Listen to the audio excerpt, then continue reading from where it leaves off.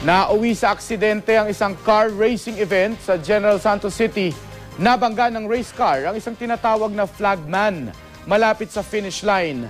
Makibalita tayo kay Jennifer Solis ng GMA General Santos City.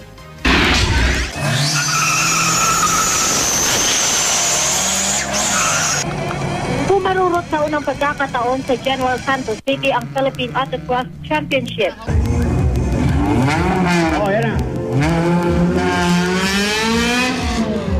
Sa kasamang palad, sa kalagitnaan ng karera, aksidenteng nabundol ng sasakyan ng isang flagman.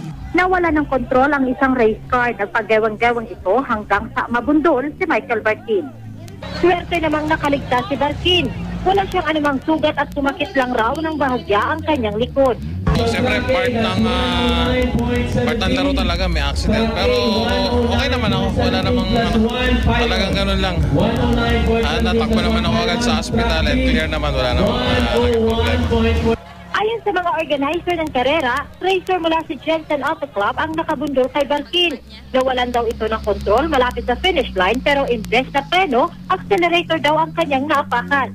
Tumanggi magbigay ng pahayag ang nakabundol. Nagkaaberya man, itinuloy pa rin ang kompetisyon. Nakuha ng kareristang si Johan Tan ang best time of the race. Ed Maturan sa Modified Class C category, Jedi Tan sa Modified Class B, at Albert Ross Mulato sa Novice Stock A category. Asahang lalahok ang mga nanalo sa National at International Autocross Competition. Jennifer Solis, Nagbabalita, Pilipinas.